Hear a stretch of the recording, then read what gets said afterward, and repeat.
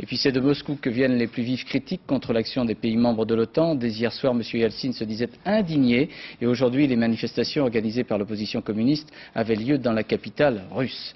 Reportage Gilles Rabin. Drapeau rouge, drapeau serbe et drapeau russe mêlés devant l'ambassade des États-Unis à Moscou. L'image est forte mais elle est fausse. Ils étaient tout juste 300 à manifester contre les Américains cet après-midi. Même pas assez pour bloquer vraiment le couloir du trolleybus. Les Slaves de Serbie sont nos frères, on doit les aider. Ils se moquent de nous, ils veulent imposer un monde américain sur la planète.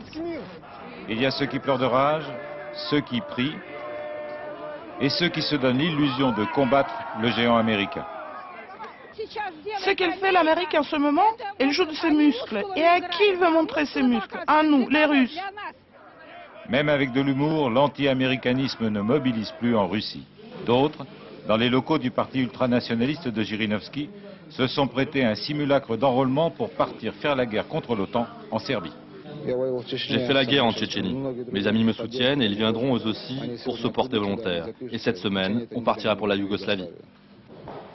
Boris Yeltsin recevait ce matin son ministre des Affaires étrangères pour examiner la série de mesures extrêmes, je cite, à prendre en réponse aux frappes sur la Serbie. Le visage des deux hommes va les réponses. Ces mesures extrêmes sont extrêmement limitées. On ne les connaîtra d'ailleurs pas. Les journalistes ont-ils une question? Demande Boris Yeltsin. Réponse. Tout simplement, je ne voudrais pas être grossier, mais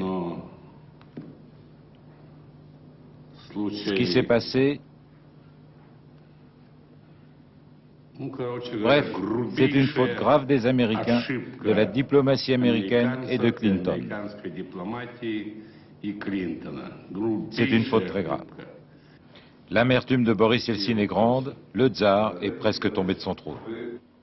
Alors aujourd'hui, le ministre des Affaires étrangères, M. Igor Ivanov, affirmait, je le cite, la Russie se réserve le droit de venir en aide à la Yougoslavie si l'agression de l'OTAN continue.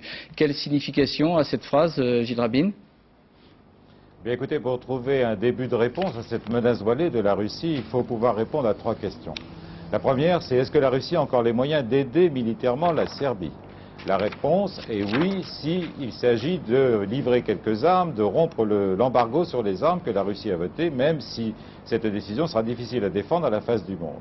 La deuxième question, c'est la Russie a-t-elle les moyens d'utiliser, d'aider militairement de façon significative face à l'armada de l'OTAN, la Serbie?